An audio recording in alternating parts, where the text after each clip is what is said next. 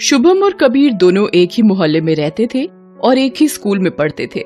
दोनों ने सारे मोहल्ले की नाक में दम कर रखा था। कभी किसी के बगीचे से आम चुरा लेना तो कभी किसी की खिड़की का कांच तोड़ देना। दिन भर इसी तरह की शरारतें करने में उन्हें मजा आता था। दोनों के ही माता पिता गरीब थे, फिर भी उन्होंने उनका दाखिला अच्छे स्कूल में करवाया था। एक दिन, यार कबीर, आज कुछ नई तरह की शरारत की जाए। तेरे दिमाग में कोई प्लान है क्या? हाँ, आज स्कूल के बाद हम अपने घर के पास वाले शंभू काका की गाय जो नदी के पास चरती हैं, उन्हें हाँक कर जंगल में छोड़ आएंगे। जब शंभू काका को अपनी गाय नहीं मिलेंगी तब उन्हें चिढ़ाने में बड़ा मजा आएगा। हाँ यार, बड़ा मजा आएगा। फिर दोनों स्कूल चले गए। स्कूल में, चलो बच्चों, अपनी अपनी किताबें खोलो। आज का चैप्टर है क्रिसमस। आज हम क्रिसमस और प्रभु यीशु के जीवन के बारे में पढ़ेंगे। फिर रीता मैडम उन्हें क्रिसमस की कहानी बताती है। सब बड़े मन से क्रिसमस की कहानी सुनते हैं। तो बच्चों, कैसी लगी क्रिसमस की कहानी? बहुत अच्छी थी मैडम। मैडम, क्या आपने जो कहा वो सब सच है? क्या? यही कि क्रिसमस की रात सांता क्लॉज बच्चों को तोहफे देते हैं, जो भी मांगो वो। एकदम सच है, मगर सिर्फ अच्छे बच्चों को जो मन लगाकर पढ़ाई करते हैं और किसी को भी परेशान नहीं करते हैं और किसी का दिल नहीं दुखाते। हम भी मन लगाकर पढ़ेंगे और कोई भी बुरा काम नहीं करेंगे मैडम। मुझे तो नहीं लगता मैडम कि सांता क्लॉज सच में होते भी हैं। ये सब तो सिर्फ कहानियां हैं। सच्चे मन से विश्वास करो और कोई गलत काम मत करो।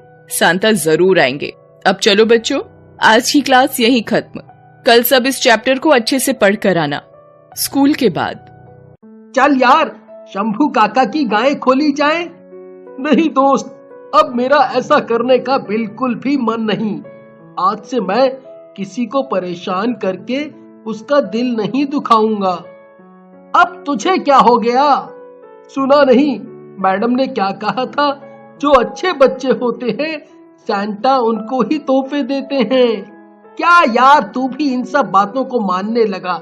अब चल जल्दी कर, नहीं तो शंभू काका आ जाएंगे।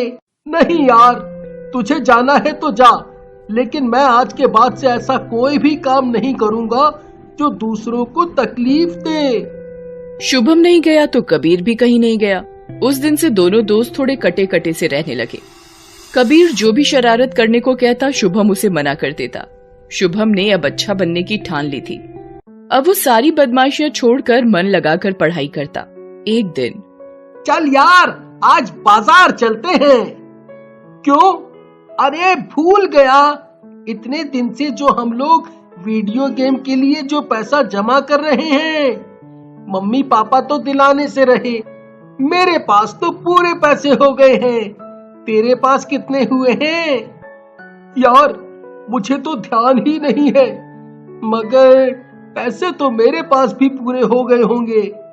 तो फिर चल यार, बाजार चलते हैं। फिर दोनों दोस्त अपने अपने लिए कुछ कुछ सामान खरीदने के लिए बाजार चल दिए। अभी दोनों बाजार में घूम ही रहे थे कि अचानक उनके पास एक बूढ़ा भिखारी आया। वो बहुत ही बूढ़ा और कमजोर था। बेटा, हमारी मदद करो। मैंने और मेरी पत्नी ने कई दिन से कुछ नहीं खाया है। मेरी पत्नी को बुखार भी हो रखा है। मदद करो बेटा, मदद करो। माफ करो बाबा, कहीं और जाओ, हमारे पास पैसे नहीं हैं। ये लीजिए बाबा, ये पैसे आप रख लीजिए। इन पैसों से आप खाना और दवाइयाँ खरीद लीजिएगा। तू अपने आप को बहुत बड़ा रईस समझता है क्या? सारे पैसे उसे दे दिए। अरे अपने माँ बाप भी तो मजदूरी ही करते हैं, तभी तो हमें खुद से पैसे जमा करने पड़े इस वीडियो गेम के लिए। और तू जाकर उस भिखारी को अपने सारे पैसे दे आया। तू अपने लिए वीडियो गेम खरीद ले दोस्त।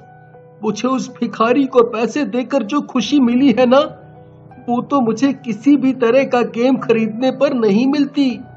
मैं जानता हूँ कि हमारे माँ बाप भी गरीब हैं, मगर दुनिया में ऐसे बहुत से लोग हैं जो हमसे भी गरीब हैं। उन्हें हमारी मदद की जरूरत है।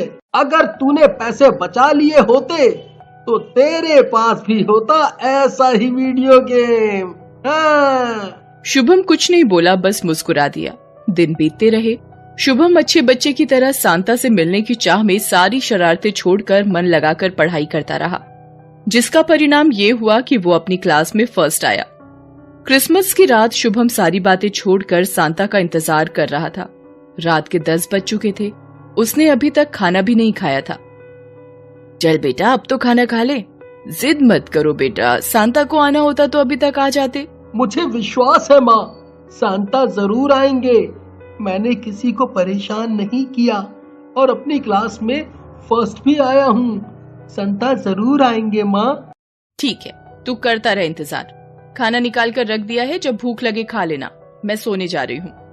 शुभम इंतजार करता रहा। आधी रात होने को आई। अब शुभम भी थक चुका था और उसे नींद भी आ रही थी। लगता है कबीर ठीक कहता था, सांता सिर्फ कहानियों में होते हैं। अभी शुभम ये सोच ही रहा था कि सोचते सोचते उसे नींद के झोंके ने आ घेरा। तभी अचानक उसे बाहर से घंटियों का धीमा स्वर सुनाई दिया। शुभम ने दौड़कर दरवाजा खोला। अचानक उसे ठंडी हवा का झोंका लगा और वो भीतर तक कांप गया। फिर उसकी नजर आसमान की तरफ गई। चारों तरफ चांदनी छिटकी हुई थी। उसी चांदनी की रोशनी में उसने देखा कि सांता क्लॉज अपने स्लेज, जिसे 8 रेनडियर यानी हिरन खींच रहे थे, उसके घर के ऊपर से गुजरे और ऊपर से गुजरते हुए उन्होंने लाल रंग का एक खूबसूरत पैकेट शुभम के सामने गिरा दिया।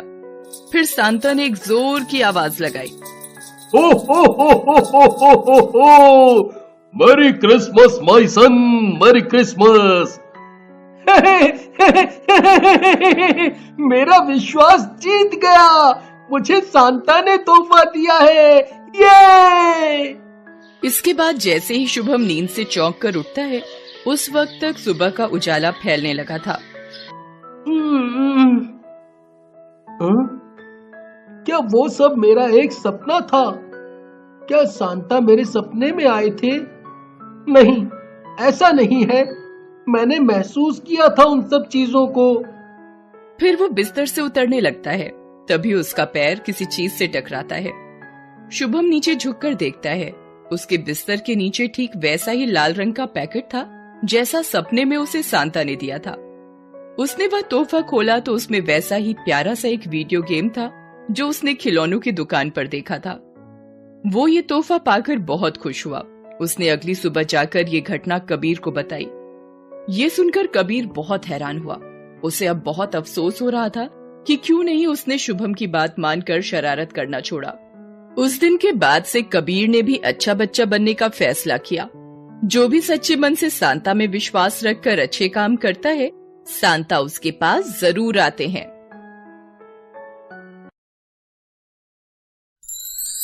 Thanks for watching.